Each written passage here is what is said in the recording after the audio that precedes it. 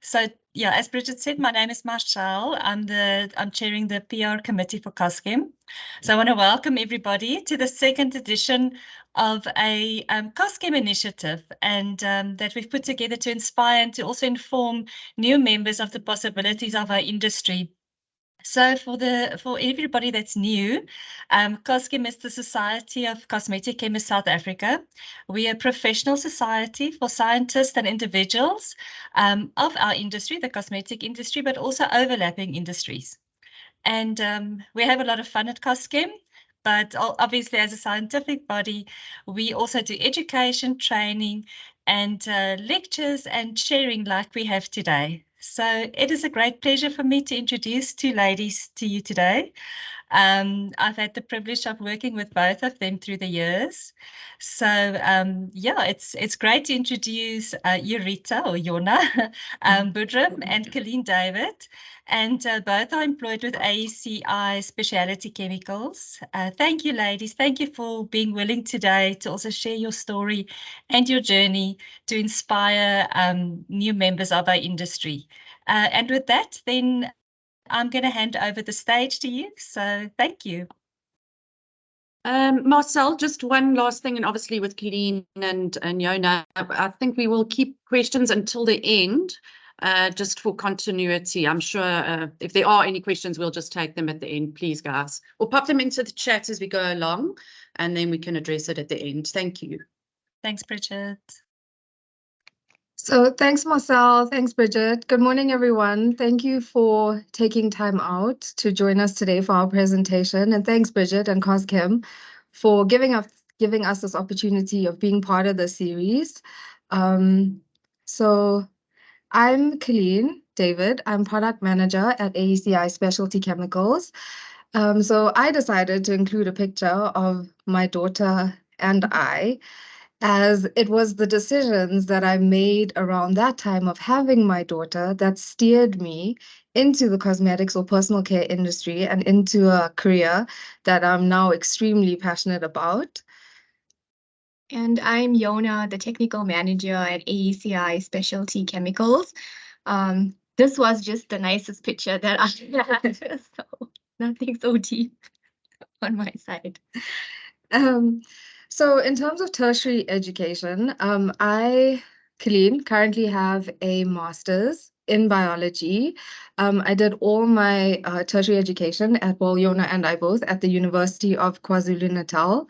I started my undergrad doing a BSc in biological sciences. This was a very general stream biological sciences degree, and it covered everything from maths, chemistry, biochemistry, parasitology, marine biology, genetics. So I did a bit of everything. And then it was only in my honors year that I focused more on parasitology. And then I went on to do a master's degree, and this was a master's by research. And my research project, it looked at environmental contamination and risk factors for geohelminth transmission in informal settlements. So for those of you who may not know, geohelminth transmission, it's basically like, you've probably heard your mom say you need to be dewormed at some point while growing up. So it's basically just looking at that type of infection in young kids living in informal settlements.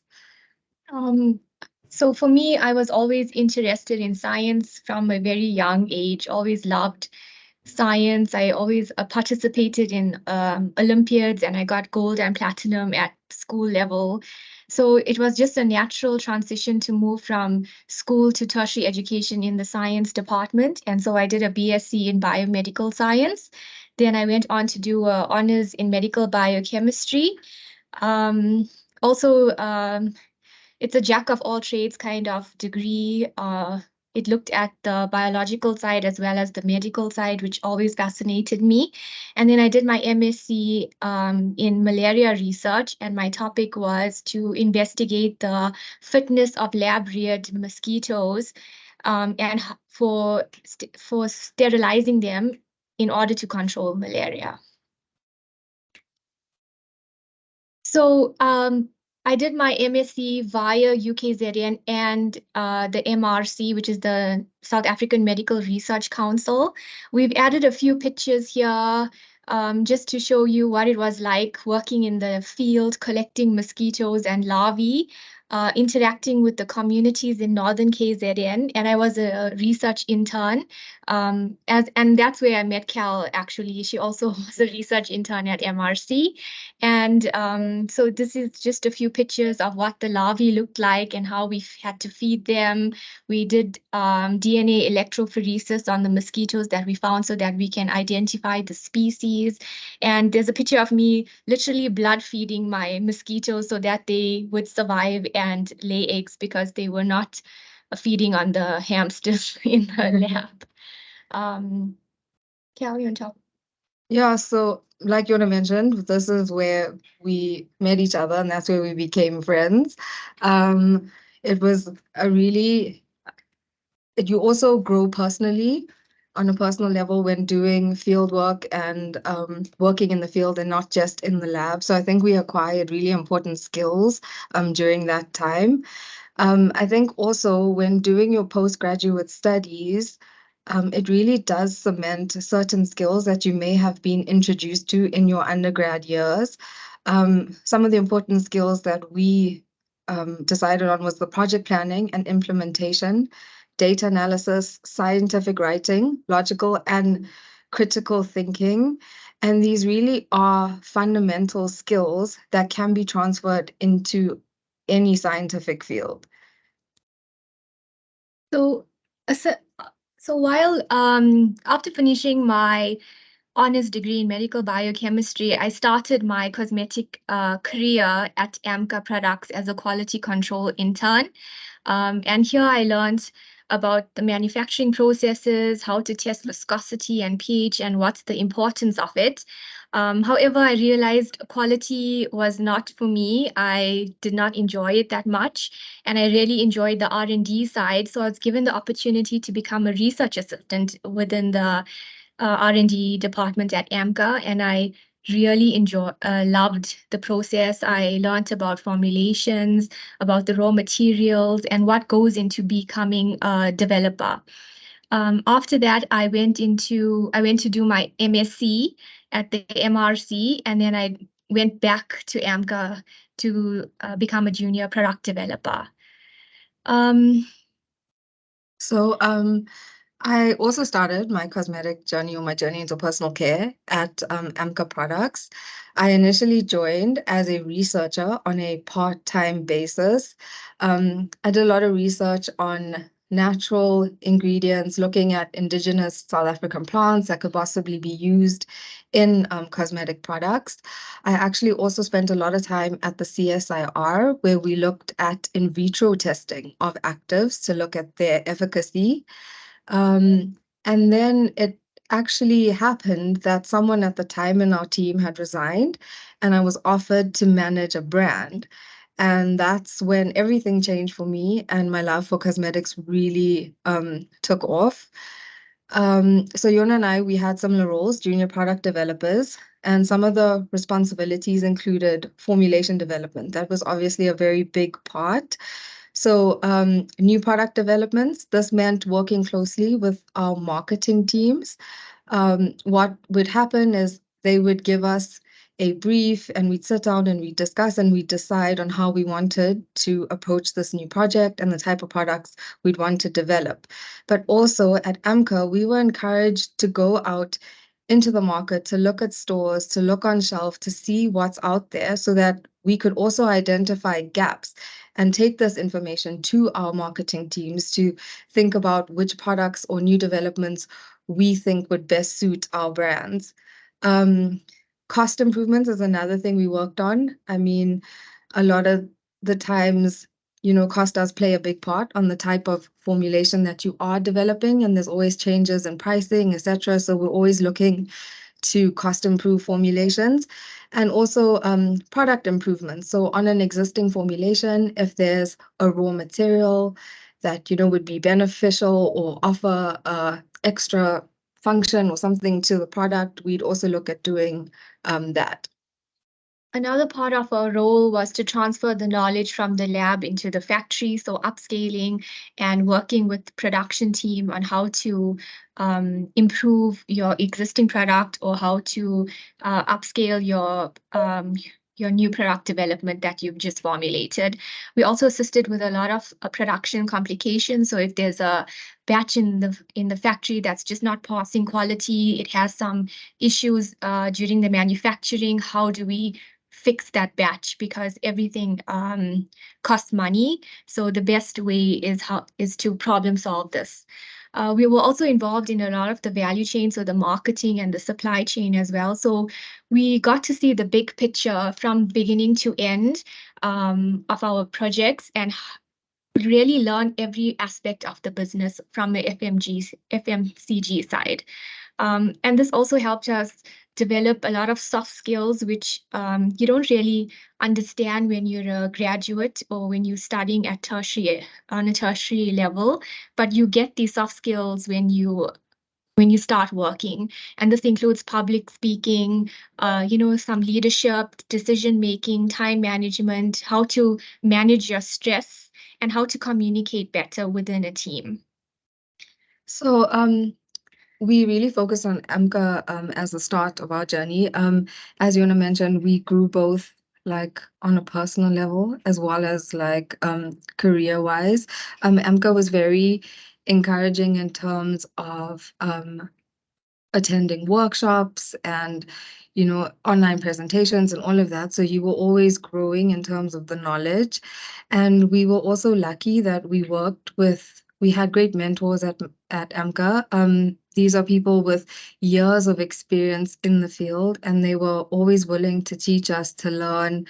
I mean, it's very interesting because we develop formulations and they'd look at it on paper and tell us that this is not stable, this is not going to work. And it was actually just amazing to us. And then to grow and develop to that stage where we were able to create our own formulations was really exciting.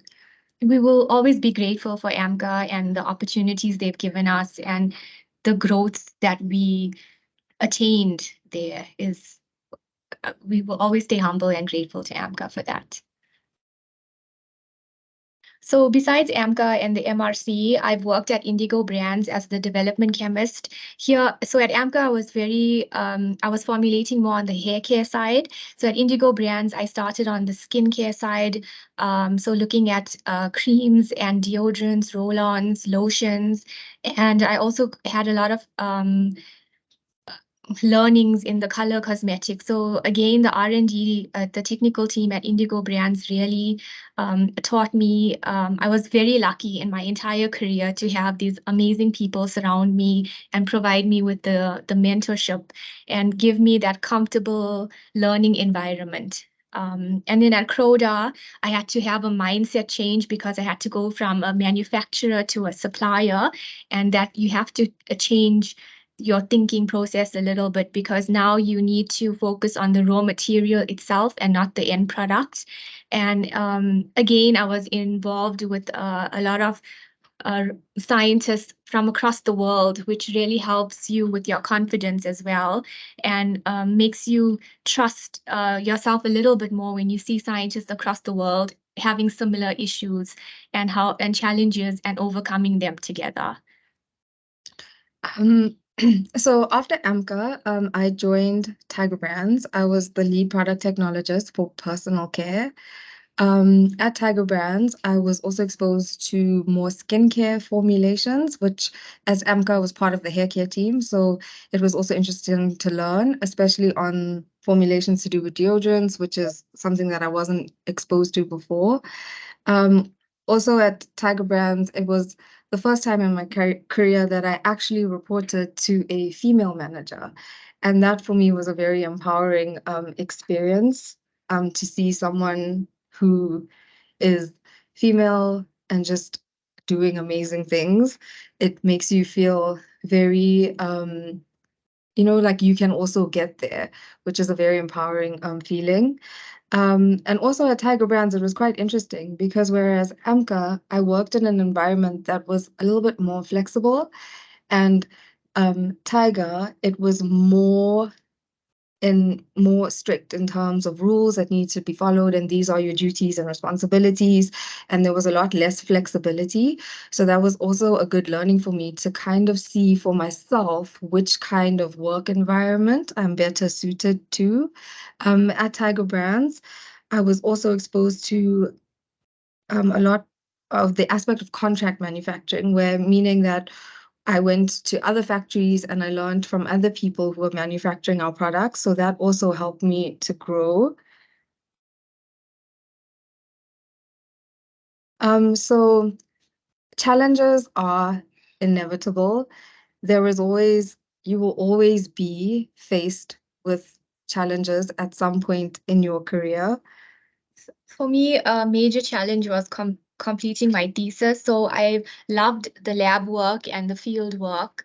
But completing the thesis, I was working and writing up my thesis, and it took a lot of mental strength to complete it.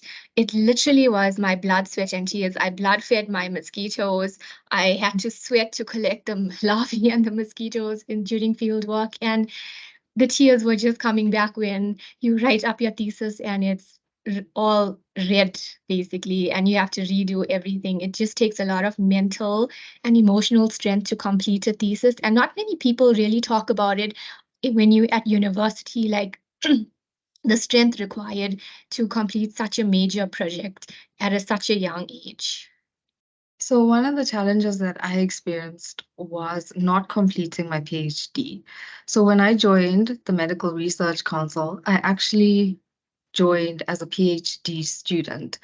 Unfortunately, though, a year into my PhD and after having completed a couple of my objectives, the MRC went through a restructuring process and our unit closed down, which meant that I wasn't able to complete my field work, which then meant that I wasn't able to complete my PhD.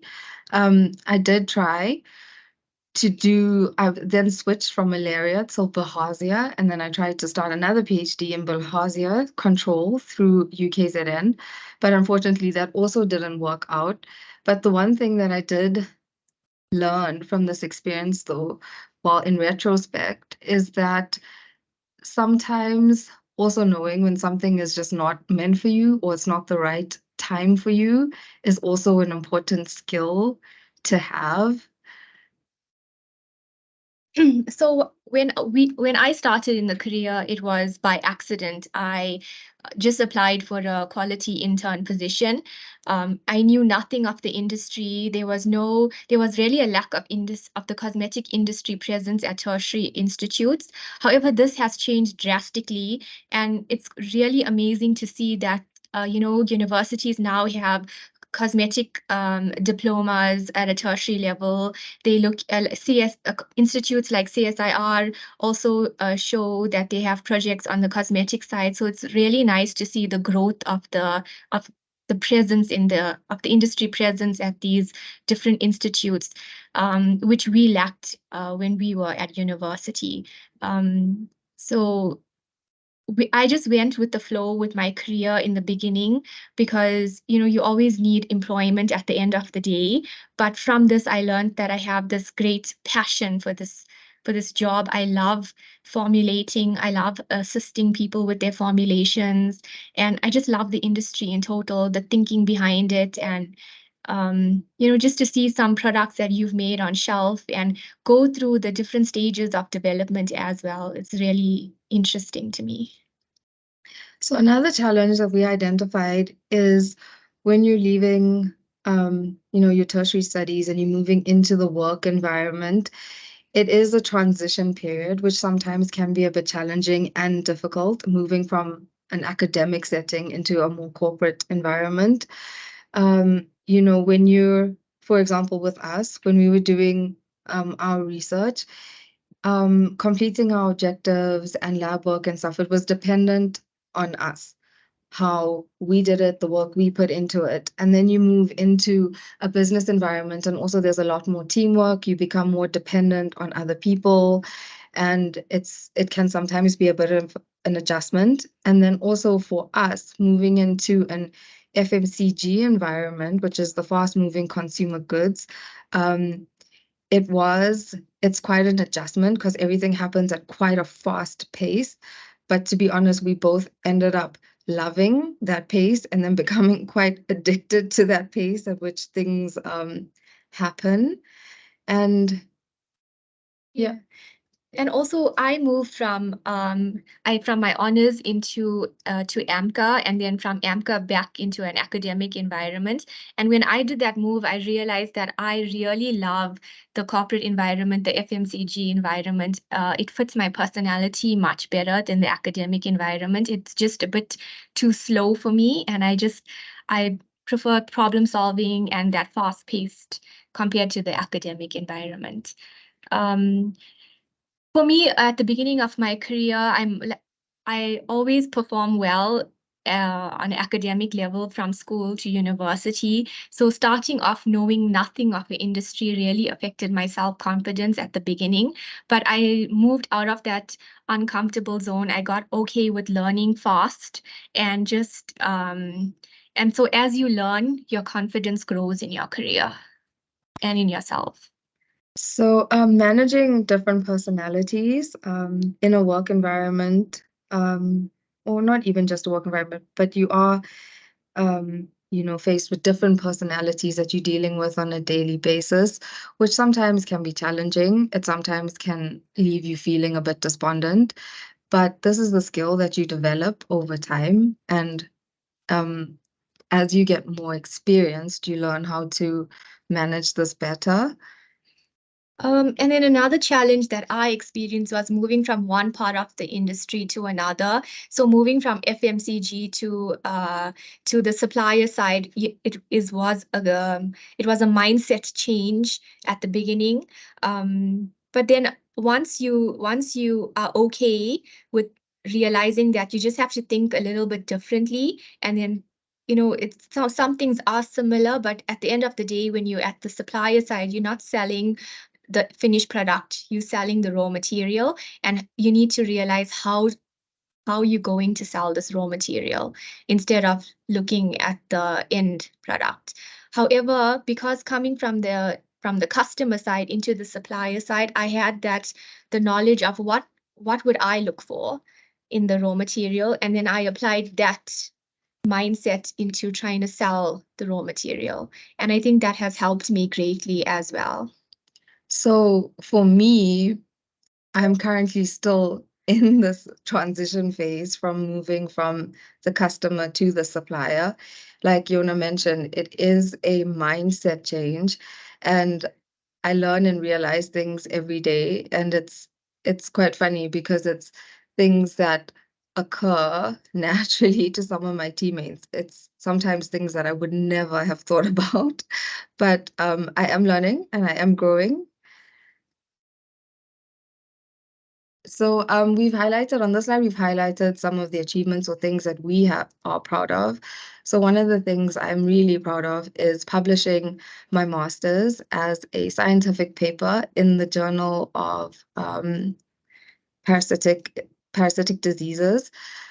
So I know this is not directly related to cosmetics, but this was also quite a challenge for me. I initially wrote up my paper, my first paper, and submitted it to one of the journals, and it was rejected. And that for me, it was heartbreaking. And I kept telling myself, yeah, I'll do it again, I'll do it again. And then I didn't actually end up writing it. And then I moved into the cosmetic industry and years had passed. And then it was actually during COVID when I thought maybe I can contact my supervisor and see if this is still a possibility. And he was quite excited that I contacted him, and he said, let's give it another shot. And we did. And my paper was eventually published. So I'm really proud of that. One of the exciting things in the cosmetic industry is to see a product that you were formulated on shelf when you're walking through Clicks or Discam or whatever it is, and you see it in its finished packaging on the shelf. It is a very exciting feeling. Another thing I'm proud of is while I was at AMCA, I completed a course in phytomedicine at UP. I must say, hats off to people who work and study, because this was an extremely challenging course for me. It was really hard to get through to manage the workload as well as the study material. So I was really, really relieved and excited when I passed this course. When I was at Tiger Brands, I am currently an internal auditor for the ISO 9001 quality management systems. I did the course and wrote the exams, so I am able to actually act as an internal auditor. And I think also just in general throughout the years, gaining confidence in my work, gaining confidence in myself and what I can bring to the table. So as I said, for me, my biggest challenge was completing my MSc thesis. But once it was completed, it was such a relief. I was so excited, and nobody can ever take that away from you. So that's a huge achievement for me. But also, like, my whole tertiary education is such an achievement because I didn't come from a well-off family. I had to really work hard in high school so that I get a huge discount at university, which I did. But I had to keep working hard so that I could get that discount. So at the end of my BSc, I only had to pay for 1 year because because of the scholarships I received through hard work. And then when I started formulating and developing products, just to see it on shelf, just to know that all the effort that you went through, all the fighting that you go through with the other departments, everything that you go through works out in the end when you see your product on the shelf. And then just your career and your personal growth is, as you grow in your career and as you get older, you gain more confidence in yourself. And then you realize who you are as a person as well and what your strengths are. So like for me, one of my strengths is problem solving. I like to see the bigger picture and just have creative ways to solve problems. When you look at everything and all the different systems and put them together, there's always a solution at the end of the day. And managing different personalities, for me, I'm much more of an introverted personality. I come off as very shy at the beginning when you don't know me. So just developing the skill, it was really about developing the skill for me. It did not come naturally to me. So I feel like that's a great achievement for me because I've made these amazing relationships in the industry, and I'm always grateful for that as well. So this brings us to today. Currently, both Yona and I are at AECI Specialty Chemicals. I am the product manager in consumer specialities. So basically, my job entails managing the relationship between our global technology partners. I work quite closely with both our sales and our technical teams. And I do work also quite closely with Yona when we marketing and promotion of innovative technologies from the global partners, whether it be with workshops or presentations.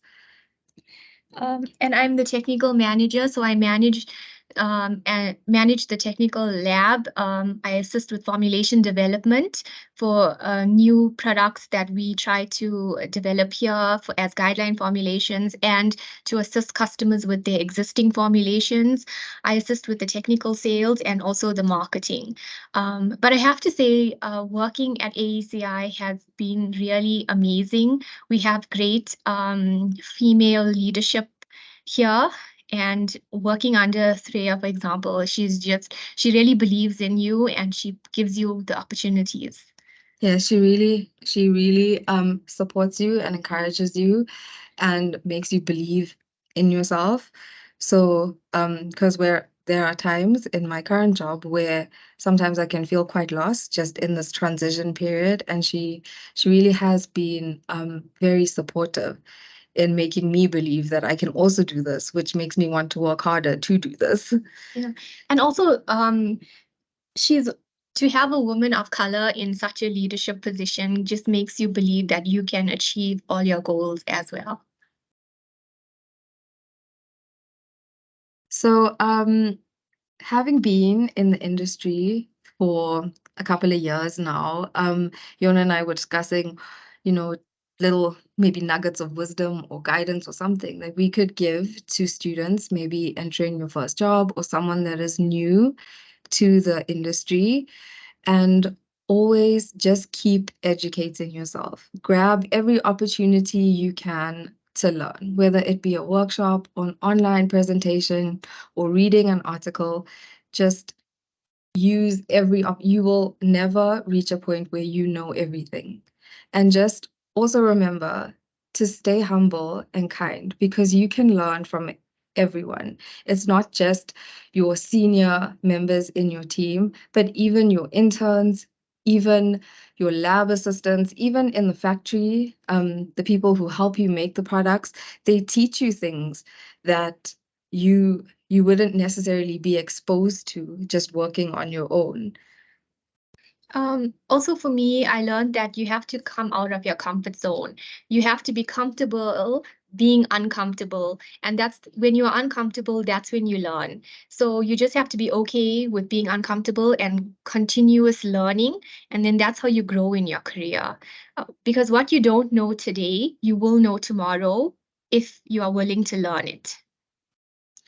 So being in a research and development environment, or not even just research and development, but you know what? Failure is not necessarily a bad thing. Failure is actually where you learn the most. And those lessons that you learn in failure, they stick in your head. When it comes to formulation development, there will be times where your formulations don't work, but you'll try again. And eventually, all that hard work will turn into success. And on my side, just in retrospect, things that felt like failures at the time, they weren't actually failures.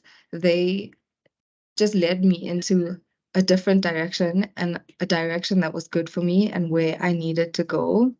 And I think just perspective and mindset is a really important thing.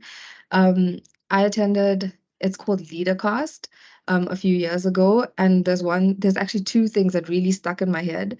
The one was, it was a cleaner who was working at NASA, and somebody had gone to visit him, and he was busy mopping the floors, and the guy asked him, okay, introduced himself, what is your name? And he asked, okay, so what do you do here? And this cleaner response was, I'm actually here to help put man on the moon, which I thought was just an amazing way of how important mindset is. And another thing was, where you are today, it doesn't necessarily define where you're going to be in a few years. If you're feeling stuck, you're not stuck. It may take a little bit of time to get to a different place or where you need to go, but you will eventually get there. So just stay strong and don't give up. There was another example from LeaderCast where there was a lady who was a waitress. She hadn't even completed a matric. And now today, with all her hard work and getting her education and her degrees and putting in the effort, she is now the CEO of a Fortune 500 company. So it just goes to show that it's not impossible if you're willing to put in the hard work and the effort. And also, it's okay to ask for help. You're never going to know everything. We are in the business of selling new technologies. Being ahead of that is going to be very difficult. You have to always learn, and you have to be able to ask for help. And asking for help is not a bad thing. It just shows that you are willing to learn and move forward. So that brings us to the end of our presentation. Thank you, everyone. Thank you. Thank you, Yona. Thank you, Colleen. I've made a couple of notes. So firstly, I wanted to just congratulate both of you on all your achievements. I mean, you can really be so proud of everything that you've you've achieved in your career this far. It is lovely to see the journey that you've been on. It's great to share it. I think it's a beautiful inspiration today to young people out there as well, to know, that even with all the challenges, you can overcome it. And like you said as well, that even if there are setbacks, those when you later in life, when you look back at those setbacks, that they were there for a reason. I want to also just highlight where you said the importance of mentors, and I think you both come from great companies where you've worked, and it is really true, that mentors are important for you when you are young, to also identify people that you would want to look at as mentors, and then for those mentors to really know what difference they make in people's lives. It's really important to also know how you inspire people that you are working with. And then we are so grateful that you are not in the field anymore, and that you are such a gain for our industry. So yeah, thank you so much for sharing your stories today. I'm going to open the floor for any questions. So please, yeah, if anybody's got questions for Jona and for Colleen.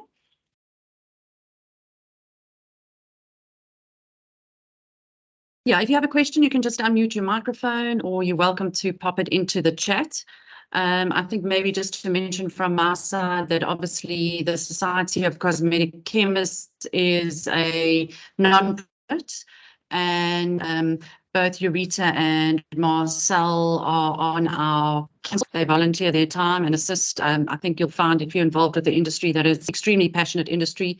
I would say with our sector and our member base, we're probably 98% female driven. Well, supported, should I say. And of course, Colleen is also on some of our subcommittees. So that really does help. Obviously, Coschem offers training in terms of a cosmetic science course. I don't know if anybody has any questions. I'm not really going to run through a presentation, because I think exactly Jona and Colleen have covered exactly what we wanted to cover in the presentation. It's sort of where you start, where you work through, and I think you have gone sort of from your studying right through the whole sector. Research, development, lab, finished products, the whole Kutundi, just not really onto the consultation side, but the whole sector is encompassed there. Guys, please, if you have questions, now the time. If you're too shy, you're welcome to pop an email through to the Coschem office. And I just really wanted to say thank you, ladies. It looks like it's very quiet on the question side. Marcel, I don't know if you had anything else to mention. I mean, obviously our next presentation is Percy, who's presenting on the 30th of August. I just want to see there some questions there. Bridget, in the chat, yeah, just in the chat, they're asking if we can share the email addresses for students to maybe get into contact with them. Perfect. I'm also just actually going to pop up here, I think, our council, so we can have a look at them, because really without the support of people from our industry, Coschem would not be where it is today. And then maybe I'll just, while I'm multitasking here, which is not great, but we'll pop through the email address shortly.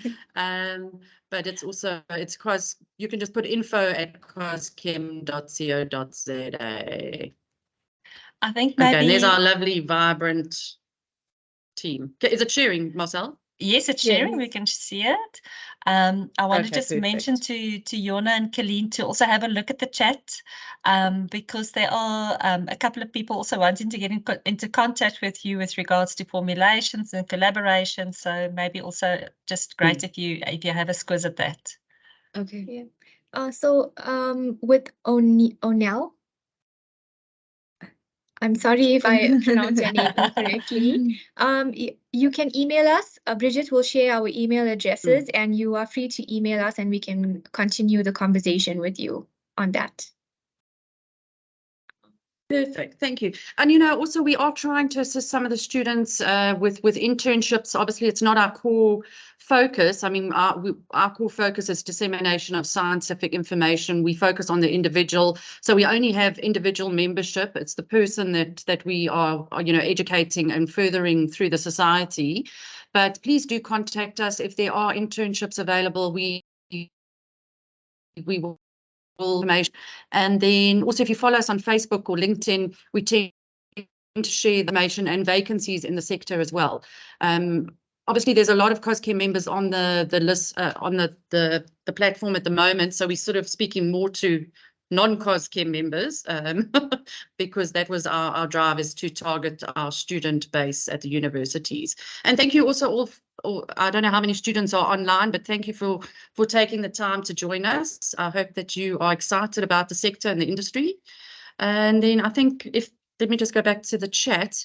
Marcel, Bridget, is it? yes. So Vanessa's asking, when formulating products, do you guys focus on producing a product that has the same chemical composition every time, or is it more about improving the products to satisfy the customer need? So that it depends on the route that you're going. So if you're doing a new product development, you do not need to use the same chemical composition every time. It just depends on the claims that you want to make, the product that you want to make, your desired format. All of those things need to be taken into consideration, and the customer's needs at the end of the day. But if you're looking at doing a product improvement, you have to first decide, do you want to stick to your packaging and your inky list? If you do, then you have to look at this similar raw materials. But if you are willing to change packaging and change your inky list and your artwork, then you can move away from the same chemical composition. Right, thank you. I think that answers it quite well. Bontle is asking, what level of education or qualifications are typically necessary to start an internship at a company like AMCA? So, at AMCA generally, a lot of our lab assistants who are first joining the company, they have a diploma or BTech or even a BSc degree in chemistry. But so I think a science type degree is necessary only because it gives you the lab skill set that is required for the type of work that you'd be doing. But I mean, Yona and I, we weren't directly in chemistry or any type of cosmetics, but the skills that we developed in our degrees, they are transferable. So like if we're talking the technical space. Oh yeah, I'm talking technical space. A science degree does assist you. You do not have to have a pure chemistry degree or diploma. But in science, what I've learned is that it teaches you to just think logically and in a stepwise way so that you can do trial and error, because formulating is very much trial and error until you gain the experience. So in the technical field, a BSc or a diploma in any science field. But if you want to do an internship in marketing, because FMCG is not just technical, our industry is not just technical. We do have, marketing, procurement, supply chain, manufacturing. So if you have a degree that would fit those departments and you want to become an intern, then you're more than free to do that. And then you can also, like what I've learned, okay, maybe I'm just biased with the science, but what I've learned is that with a science degree, you can go into marketing, you can go into, procurement. But with a marketing degree, it's going to be very difficult to move from marketing into technical. It's going to be, I'm not saying it's impossible, it's just going to be more difficult. I quickly want to jump here to another question. So I hope I'm pronouncing the name correct, Cindy, asking whether you would recommend for us to do masters or would an honours be enough? And academically, where would you suggest is an ideal place to stop studying? I think you said never stop learning. Never stop studying. Well, I think it actually just, it's also a personal choice.